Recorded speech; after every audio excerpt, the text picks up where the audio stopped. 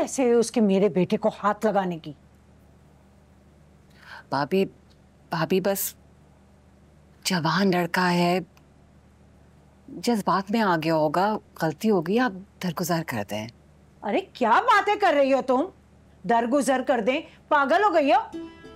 आज उसने हाथ उठाया है, कल वो मेरे बेटे को मार देता तो क्या करते हम? हमारा तो इकलौता बेटा है ना, कहाँ के रहते हम, क्या करते बताओ? अब आप ठीक कह रही हैं, आरिश ने बहुत गलत किया। अब मैंने कहा है आयशा से, फरा से बात करेगी वो। अरे ये क्या बात करेगी? मैं खुद गई थी फरा के घर। उन माँ बेटों को अपनी गलती का कोई एहसास नहीं है, वो कुछ समझना ही नहीं चाहते। अरे उन्होंने तो अपने पैरों पर पानी पड़ने ही नहीं दिया, और आरिश, उसे तो अपनी गलती का जरा एहसास नहीं है। और वो जो फरा है ना, वो भी उसी का साथ दे रही है। भाभी आप वाकई में फरा के घर गई थी? हाँ हाँ गई थी, इसमें क्या हुआ? और क्यों ना जाती भाई, हैं? आज उसने मेरे बेटे पर हाथ उठाया, कल खुदा ना करे उससे मार दे। मैंने तो अलियान के अब्बा से कहा जाएं पुलिस स्टेशन जाकर रिपोर्ट लिखवाएं उसकी। अरे अगर आज उसे छोड़ दिया ना, कल तो वो और शेर हो जाएगा हम पर। हाँ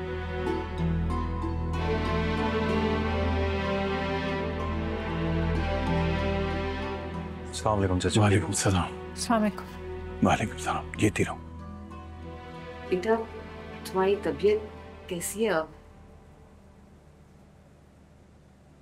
अरे देखो देखो क्या हालत हो गई है मेरे बेटे की, गौर से देखो कैसा रंग पीला पड़ गया है।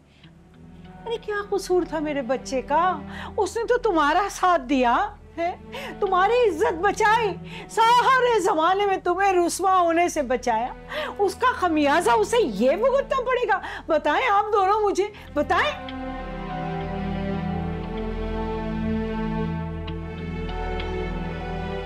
और बात सुने एजाज और आयशा, सारा कसूर ना आरिश का है।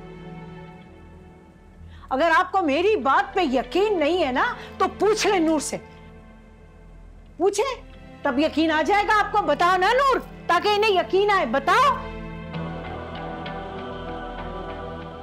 वो बाबा, गलती आरिश की है।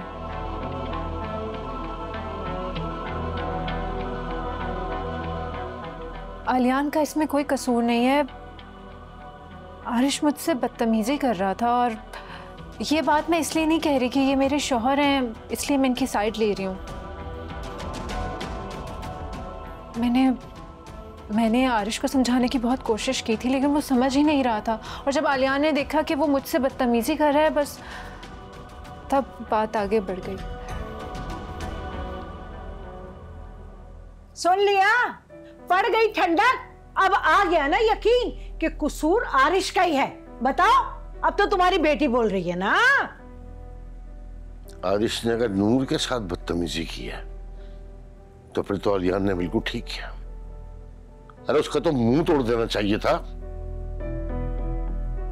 अरे हम सिर्फ इसलिए चुप हैं कि वो तुम्हारे ससुराली रिश्तेदार हैं। अगर हमारी जगह ना कोई और होता तो फिर तुम्हें पता लगता, जब वो पूरी दुनिया को तमाशा दिखाता। और बात सुनो, बता देना उस असवर और अनीला को। वो सुफियान आया था, वो कह रहा था कि खानदान के लोगों की बैठक बिठा देते हैं। बैठक बुलाने वाला क्या काम है भाई? मामला तो सीधा साफ है बिल्कुल। आरिश ने बदतमीजी की नूर के साथ, तो आलिया ने जो कुछ भी किया वो बिल्कुल ठीक किया है ना।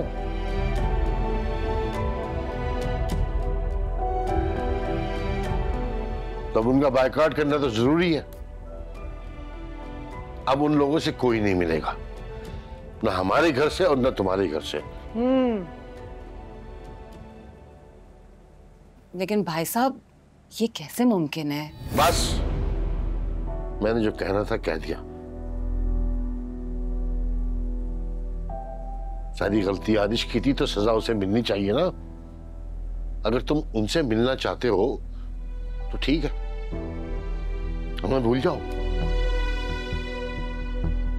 फैसला कर लो, या वो या हम।